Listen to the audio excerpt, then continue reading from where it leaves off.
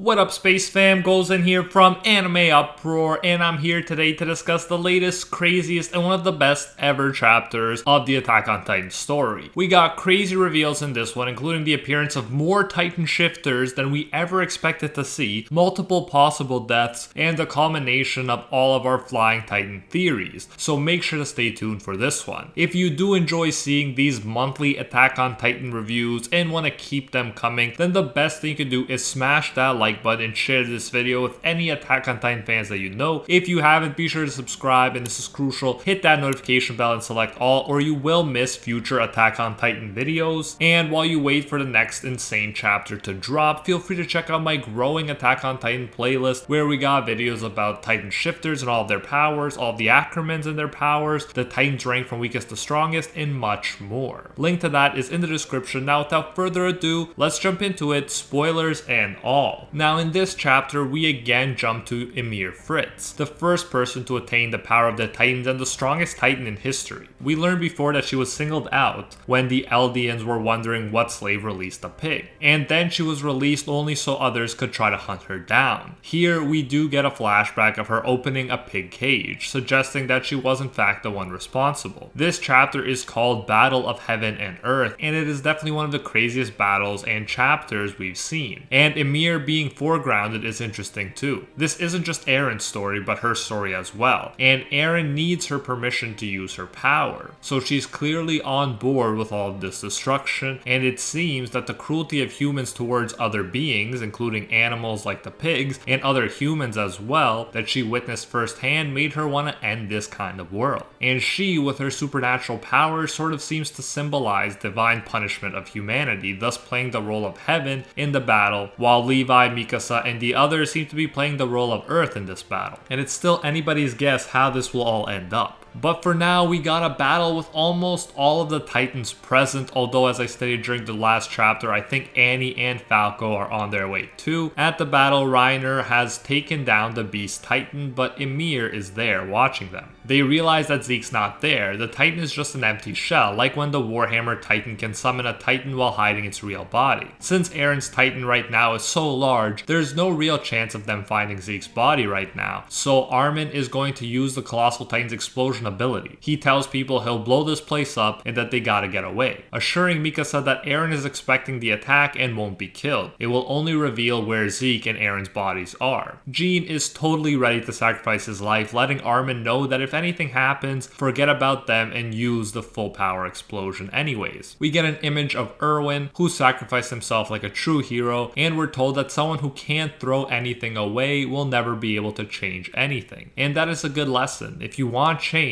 you must be prepared to make sacrifices. But these are definitely very serious sacrifices that Armin has to consider right now. For Armin, he has to throw away his sweet hopes that they can settle this peacefully and that they'll go back to the way things were before, the three amigos, meaning Eren, Mikasa, and Armin. But even as he contemplates this, a Titan comes into view behind him. This is something that's very powerful about Attack on Titan, just as it is powerful in Code Geass. You have two close friends who grew up together, who now have clashing philosophies, and have to fight amongst themselves, even if they still care about one another. You can see in his face how tortured Armin is, and no doubt Eren is tortured as well with what he's been doing. A theme here seems to be whether or not you can fight monsters without becoming a monster yourself. And Eren and seemingly Ymir have decided that becoming a monster to defeat monsters is a necessity. Then, just as everyone is running from Armin, we see that Titan who did appear in the background has taken Armin into its mouth. And this is very important here. Its tongue wrapped around Armin and put the tip of its tongue in Armin's mouth. At first, this just seems gross, and fair enough, it is. But keep in mind, Ymir doesn't want Armin to transform, and by making him unable to hurt himself, he can't initiate the explosive transformation. So he's safe but can't transform, seemingly a win for both Ymir and Eren, at least for now. Then, Titans keep appearing from the bones to everyone's shock. Onyankopon, is seen and we're told he's breathing but he's severely injured. Annie's father starts asking if he knows where Annie is, but there's no way he's getting a response right now. Nevertheless, keep in mind that Annie is being mentioned and being made a point of focus. Then we get the other remorseful parent, Reiner's mother, who now only begs that Reiner doesn't die. The transformation that has taken place in these two parents show how sometimes it can take the end of the world for people to see what's truly important in life. But it is my hope that through fiction like Attack on Titan, we can learn to realize what's important, learn from their mistakes, without actually having to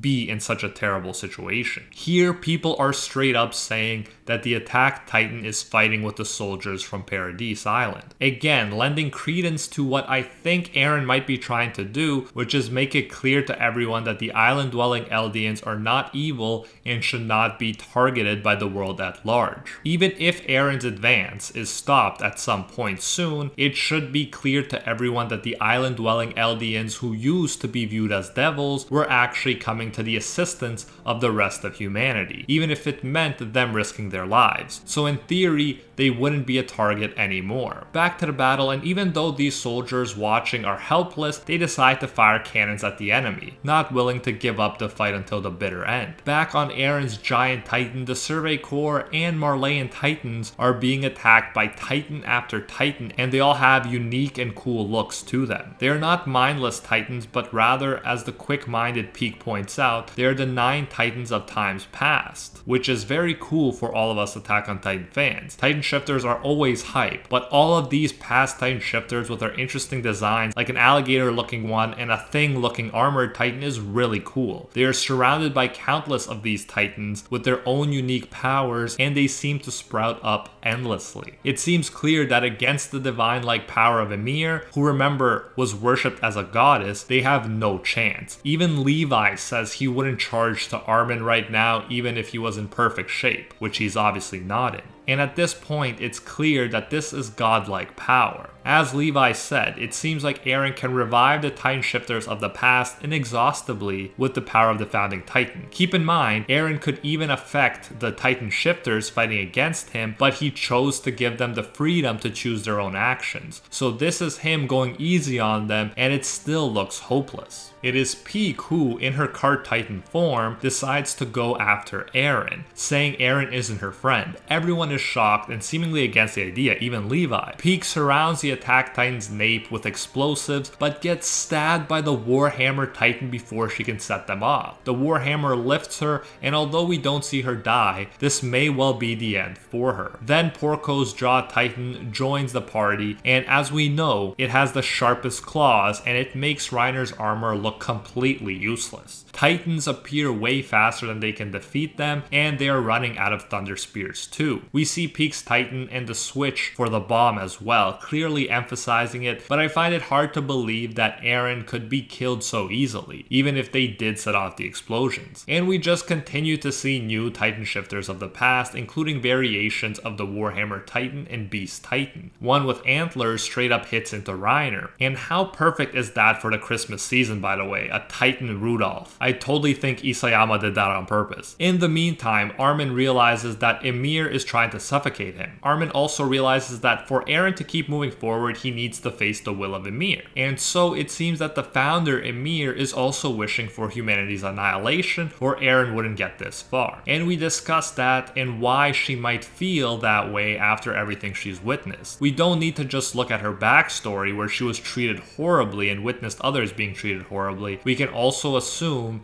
that she was conscious of everything people did after she passed on her Titan powers. Through the Titan shifters, she could witness more and more horrors, like the persecution of the Marleyans and then the persecution of the Eldians and much more. It seems like she wants to put an end to it all in one fell swoop. And although it seems counterintuitive that you'd end suffering by making people suffer, we know at this point that Eren and Ymir seem to want to end it all by any means necessary. Armin acknowledges that the founder Ymir is invincible and questions if it's really going to end like this. And then he sees Bertolt, who again is crying. And I think it's pretty clear by this point that although Ymir is calling on these past Titan shifters, they are not actually in control of their Titan's actions. So we know when Bertolt's Colossal Titan appears that it's just going to be a slave to Ymir's will. However, it also seems to me that Ymir is respecting Eren's wishes because she should be able to make the Titan shifters opposing her powerless and unable to fight back, but she seems to be respecting Eren's wishes to give them free will and the ability to choose their fate. So for now at least, Eren does seem to have control over Ymir's actions to an extent, rather than Ymir just using Eren as her slave.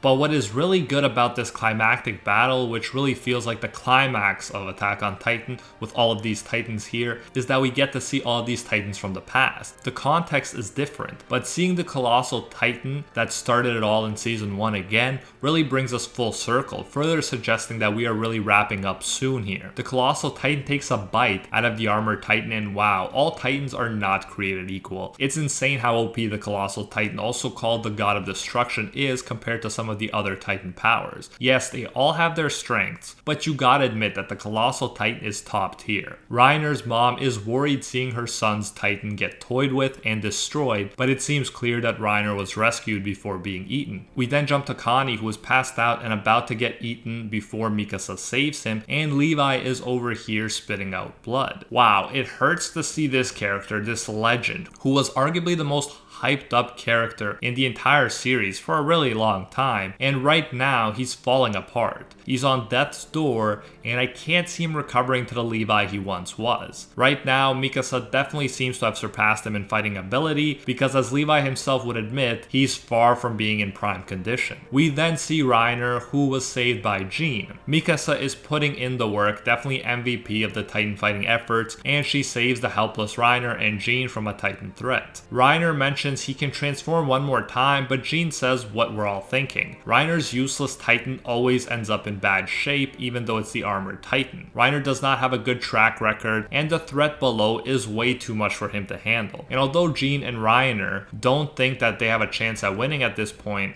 Jean still wants to fight to the bitter end, and says that everyone who joined the Survey Corps is crazy, since by joining, they knew they were making their lives miserable. Connie is then about to be eaten by a kind of long-necked dinosaur-looking Titan, but Levi saves him. His leg appears to get caught, and Levi is thus further nerfed. Connie saves Levi in return from falling to his death, but man, this is depressing. The star of the Survey Corps is pretty much unfit for battle now, and more Titans keep dropping down from the bones and materializing. When people say a situation is hopeless, this is what they mean. Mikasa refuses to give up though, egging them on, saying she is strong. Wings appear behind her, some pretty great imagery there, and of course the wings turn out to be the wings of the Falco Titan with Annie and Gabby on it. Mikasa, Jean, Connie, Reiner, and Levi get on, but notably Armin is still over there suffocating with a Titan tongue in his mouth. People are psyched to see Annie, and although she says she had no choice but to come, she also says that she's glad she came. Obviously this was expected, but that doesn't make it any less intense. Now we got all of the Titan shifters here. Annie's dad, who has been emphasized a lot recently, will finally see his daughter again. This is crazy, and we're told that there's no future to look forward to at the end of the chapter, which is sort of depressing, but also sort of foregrounds the importance of the present moment and making the most of the time they have left. This was hands down one of my favorite chapters of Attack on Titan so far. We got the reunion, we got all of the past Titan shifters, and we got a miracle, the appearance of the legendary and much longed for Flying Titan. With the final anime season now airing, I can't stress how hyped I am to see all of these amazing scenes animated,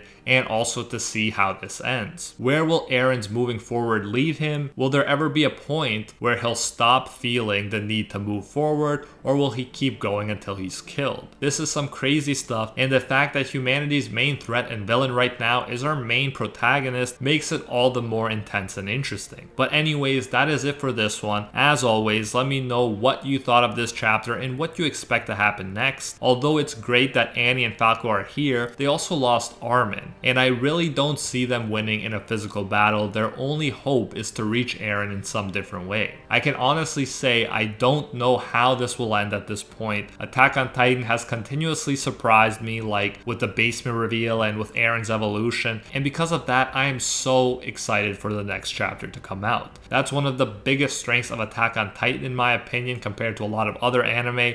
You just can't be sure about anything. Nonetheless, I am sure that you should Warhammer smash that like button if you enjoyed this review and want to keep them coming. If you haven't, be sure to subscribe, and this is crucial, hit that notification bell and select all, or you will miss future Attack on Titan videos. And while you wait for the next chapter to drop, check out our colossal and growing Attack on Titan playlist, where you'll find videos about the Acromans, all Titan shifters ranked from weakest to strongest, and much more. Link to that is in the description. Thanks again for watching, and until next time, see ya, Space Cowboys!